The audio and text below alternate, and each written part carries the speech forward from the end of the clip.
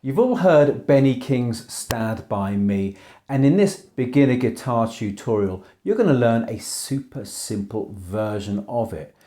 No complicated jargon and no complicated strumming patterns, nothing like that. Now the chord progression looks like this. We've got 2 bars of G, 2 bars of E minor, a bar of C, bar of D7 and then 2 bars of G, and that's all there is to it. And if you've seen my Eleanor Rigby guitar tutorial, then you'll know how we're going to play the E minor and C chords. And we'll look at those in a moment, so don't worry if you haven't. And if you haven't, why haven't you? And the chords we're going to use are also super simplified versions of them as well. Again, nothing too complicated. We're going to get you playing as soon as possible. Let's look at the first chord in the chord progression, and it's a G major chord. And this version is only going to use one finger, not this one, but this one right here. Okay, your 3rd finger, your ring finger. And it's going to go on the high E string, that's the thinnest string here. And it's going to go at the 3rd fret. So these metal bars are what we call frets. And it's going to go not on, don't press on the fret, but just kind of behind the fret. And you'll get a clean sound like this here. All right, because if you press on the fret, you'll get, well, nothing really. You'll get something like that. So just behind the fret gives you a nice clear sound. And you want to be thinking about that with all your chords. So we're going to strum this chord, we're going to play this chord, but we're only going to play the top 4 strings. We're going to play the 1st string, 2nd string, 3rd string, and 4th string. And I'm just using my thumb. I'm not using a plectrum, just using my thumb like this here. Okay. And we're going to keep a nice steady rhythm. So play along with me. Okay, 1, 2, 3, 4. 1, 2, 3, 4. 1, 2, 3, 4. 1, 2, 3, 4. And this is a very basic strumming pattern. So just 4 strums in a bar. 1, 2, 3, 4. 1, 2, 3, 4. That's the G major chord, and this in fact was the very first version of the G major chord that I learned back in 1986. The second chord we're looking at is E minor, and like G, E minor is only going to use one finger, and this time it's not going to use this finger here, the 3rd, it's going to use the 2nd finger, that one right there. Okay, 2nd finger. And this finger is going to go on the 2nd fret of the 4th string. That string there, that's the D string. And so 2nd fret, and again, just behind the fret to give you a nice clear sound. You don't want this, anything like that. So just behind the fret. And again, we're going to strum, we're going to play the top 4 strings like we did with the G major chord.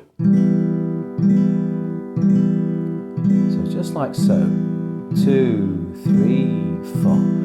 1, 2, 3, 4.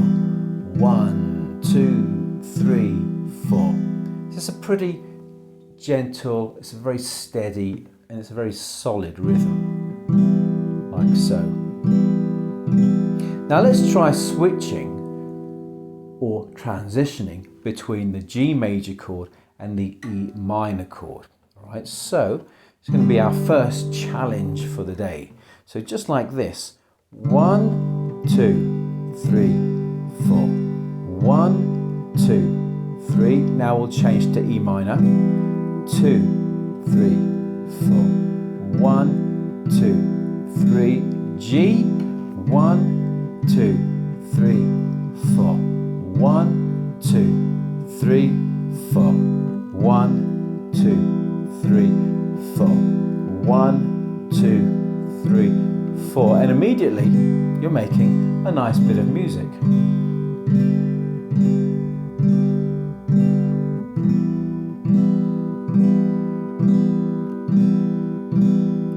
Okay, and you see that there's very little movement going on around here. You know, I'm not flailing wildly or anything like that. I'm keeping pretty close to the fretboard, which is all this part here. Keeping pretty close to the fretboard, like so.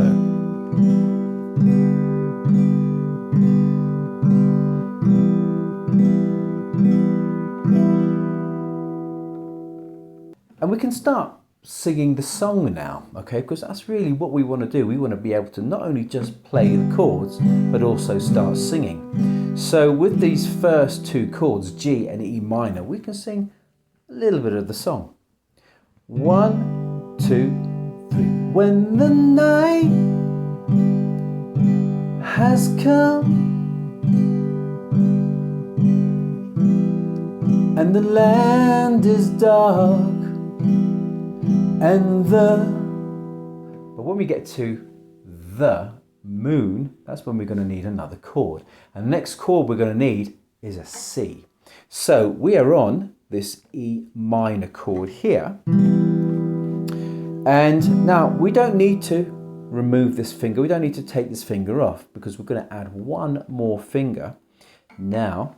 And that's our first finger. And our first finger is going to go on the first fret. I'm going to take this finger off just to show you. That first finger is going to go on the first fret of the second string, and that's a B string. So it's going to go on the second string there. And again, try and keep that finger just behind the fret, not on, because that's, it's a horrible sound that.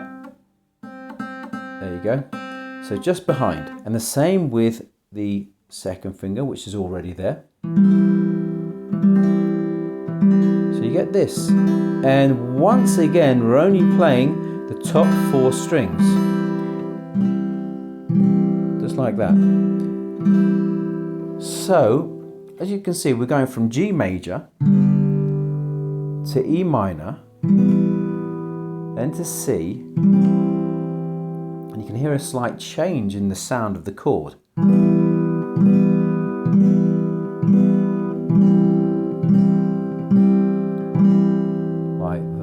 Nice. And this C was also the first version of C that I learned again back in 1986 using a book called Guitar by Dan Morgan. So again, let's try putting this into the song, right? So we're going to play G for 2 bars, then we're going to hit the E minor again for 2 bars, 1, 2, 3, and then C. Now the C is only actually 1 bar before it changes to the D7, but let's just try going around that a little bit. 1, 2, 3. When the night has come and the land is dark and the moon is thee. So we're getting to the end of the verse. Just need that one chord. But before we do that, let's just practice a moment with E minor and C. Okay, so we've got the E minor like that. Just one finger, second finger on the second fret of the D string, and then for the C, just pop on that first finger, take it off. This is probably the easiest change in the whole song. So going from E minor to C, it's nice and easy. And as you can see, nothing else is moving. The thumb's not moving, the third and fourth fingers are not moving.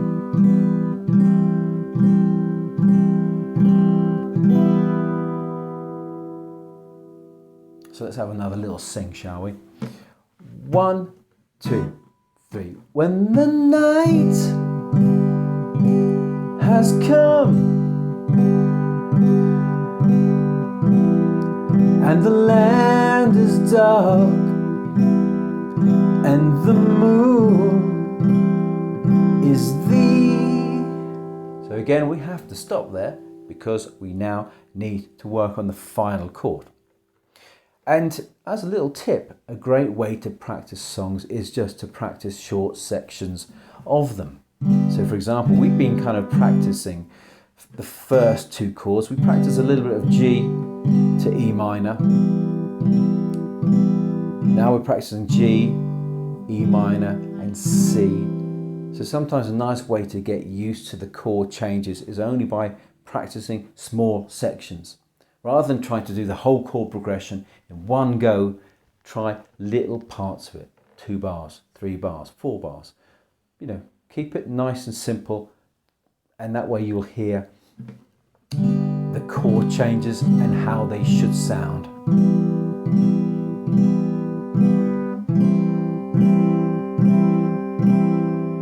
Right, now the D7 chord. Now the D7 chord is going to use all three fingers. It's going to use the first 3 fingers, 1, 2 and 3. But don't panic too much, because what we're going to do is we're going to take off the second finger, but keep the first finger on, okay? That's your anchor finger. So it's always really good when you can find one finger that stays on the fretboard when you're changing from one to another. And so you take that off, and then you're going to pivot and put the second finger on the same fret, the second fret, but of the G string, the 3rd string. Okay, so you've gone from here to here, and then this finger here will be on the same fret, the 2nd fret, but of this high E string. Okay, like so. So you have this great, I love this sound. I love 7th chords, they've got a beautiful sound. So what we're doing, there's your C chord. Now changing to the D7, take off your second finger, just shift it over one string, same fret, and then that finger goes on the final string there. That's your first string, your high E string at the 2nd fret. And again, we're playing just the top 4 strings. So let's just try changing between C and D7, shall we?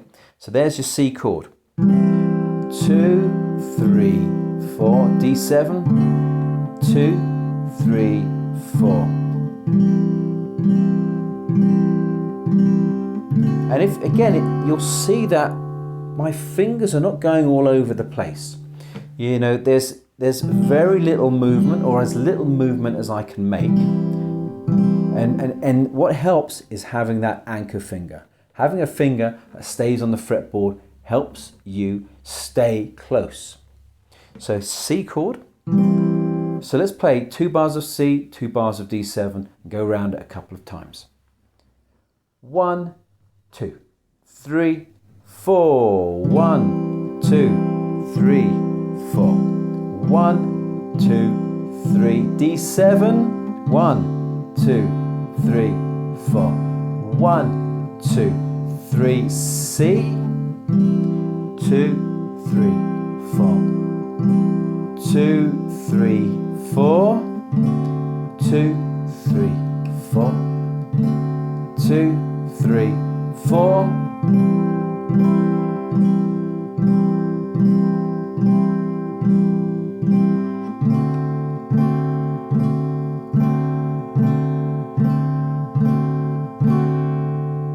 Maybe you're wondering why I'm only using my thumb and not a plectrum. Well, one of the things I found when I was starting out was that I could sometimes not keep a hold of the plectrum, so it would go everywhere, and then it would screw up my concentration. So I found it a lot easier just to use my thumb like that, because I wasn't going to lose my thumb, was I? So keep that like that, and it just made life a lot easier for me. And I kind of had this, my fingers would be here when I played like that there. Kind of again, like these fingers were my anchor to keep me steady on the guitar. So that's why I don't use a plectrum. So I didn't use a plectrum when I started out. The other thing is I commonly find myself when I am learning a song, even now, I often just use my thumb to get used to the chord progression and the chord changes when I'm learning a new song. I think it's kind of helpful for me. One thing less to think about, and more I can put more focus onto the chord changes. So why don't we have a go at playing this song? Now the whole song is that one chord progression that I showed you at the very beginning. 2 bars of G major, 2 bars of E minor, a bar of C, a bar of D7, and then 2 bars of G major. That's your chord progression. And there are so many songs that just use one chord progression all the way through. And you know when you're learning chords, quite often your guitar teacher will tell you, practice this chord progression. Well, sometimes playing a song is perfectly good practice because the chord progression in the verse is always the same, chord progression in the chorus is usually always the same. And so the great thing about Stand By Me is the whole thing is just one chord progression all the way through. So we're going to start off, we're going to play the chord progression as the introduction, and then I'll come in singing. Right? Follow me. 1, 2, 3, 4.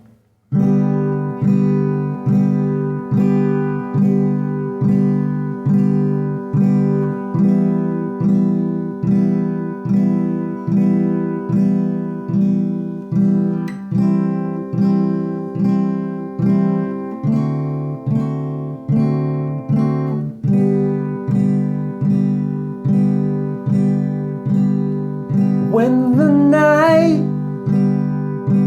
has come and the land is dark and the moon is the only light we'll see,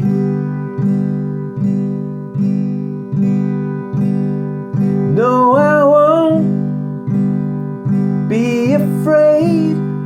No, I won't be afraid, just as long as you stand by me. So darling, darling, stand by me. Whoa, now, now, stand by me. Stand by me, stand by me.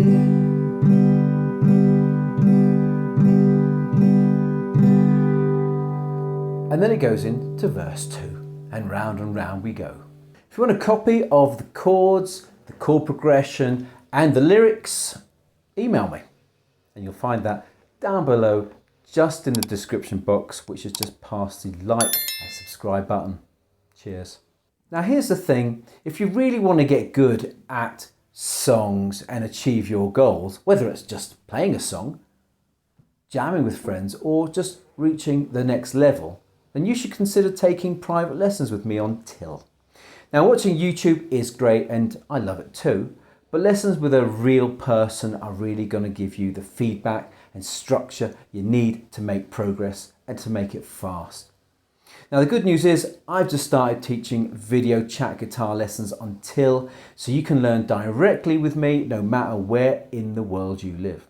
Now it's super easy to sign up. There's a link in the description of this video, or go to till.co and I'll see you there. If you want to work on more guitar songs that are simple and will get you started, then click this link right here and you will be up and strumming in no time. Thanks so much for joining me today. Happy strumming. Hey, which of these chords did you find really easy? Yeah, think playing G like this with only one finger is a good way to start out. Let me know your thoughts down below in the comments.